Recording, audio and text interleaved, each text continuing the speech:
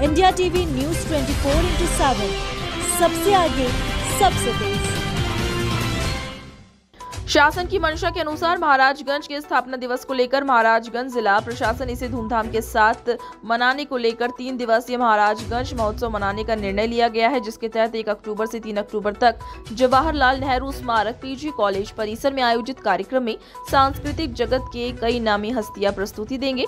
जिला अधिकारी सत्येंद्र कुमार ने 3 दिन तक चलने वाले महोत्सव के लिए आधिकारिक कार्यक्रम को घोषित कर दिया है। वहीं महोत्सव को खास बनाने के लिए बाहर से कार्यक्रम को बेहतर व व्यवस्थित ढंग से कराए जाने के लिए नोडल अधिकारियों की भी तैनाती कर दी गई है। महाराजगंज महोत्सव में सांस्कृतिक जगत की कई नामी हस्तियां प्रस्तुति देंगे, जहां महोत्सव के पहले दिन कवि सम्मेलन आयोजित किया जाएगा, जिसमें प्रसिद्ध कवि डॉक्टर कुमार विश्वास शामिल होंगे। तो दूसरे दिन सांस्कृतिक कार्यक्रम में भोजपुरी गायक एवं आजमगढ़ के सांसद दिनेश लाल यादव निरहुआ के अलावा मैथिली ठाकुर शामिल होगी, जबकि तीसरे दिन समापन अवसर पर पंकज उदास अपनी शानदार गजलों से दर्शकों को भाव विभोर करेंगे।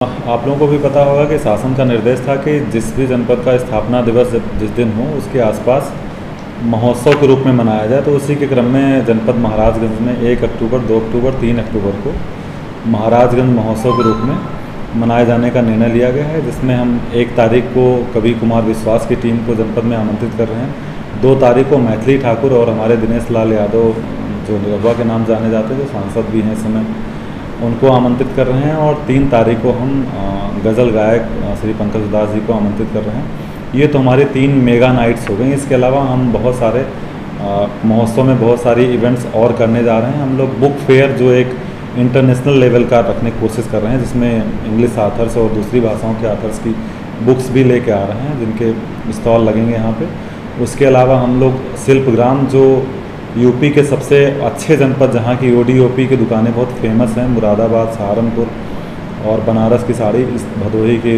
कालीन, उनको सबको भी हमने इनवाइट किया है। करीब 25 स्टॉल इस तरह के हमारे वहाँ हैं, जो अपने वेल फर्निश, वेल ऑर्गेनाइज तरीके से लगाए जाएंगे। और इसके अलावा जो हमारी जो गांव से आने वाली जनता है, जिनको थोड़ा झूले वगैरह से भी लगाव रहता है, उनके लिए भी हम तहबाजारी और झूले का भी व्यवस्था उनके लिए कर रहे हैं। और उसके अलावा हम साइंस एग्जीबिशन तो लगा ही रहे हैं जनपद का, और शासन से भी तारामंडल भेजा जा रहा है। नक्षत्रशाला जो हमारे जो बेसिक और माध्यमिक के बच्चों के लिए बहुत इंटरेस्ट का विषय हो सकता है, उसका हम लोग आयोजन कर रहे हैं।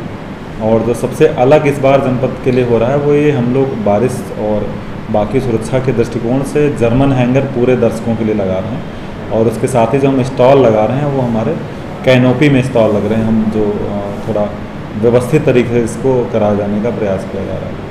सर, इस महोत्सव से कितनी पहचान मिलेगी पूरे प्रदेश और देश में महाराजगंज? एक्चुअली में महाराजगंज जनपद यूपी के बड़े जनपदों में से एक माना जा सकता है, लेकिन अभी हमारे जनपद को उस स्तर की पहचान नहीं मिली है। तो महाराजगंज जनपद को उसकी सांस्कृतिक धरोहर के रूप में पूरे प्रदेश में जाना जाए। आप जानते हैं रामग्राम और देवता जैसी बड़ी हमारे पास एंशिएंट यहाँ पर प्लेसेस हैं। हमारे सुहागी बरवा जैसा हमारा एक एनवायरमेंटल साइट हमारे पास है। तो हमारे जनपद को जितना स्थान दिया गया है इतिहास और किताबों में, उससे ज़्यादा मिलना चाहिए। तो हम लोगों का प्रयास है कि इस महोत्सव के बाद यूपी के नक्शे पे लोगों को महाराजगंज दिखाई दे।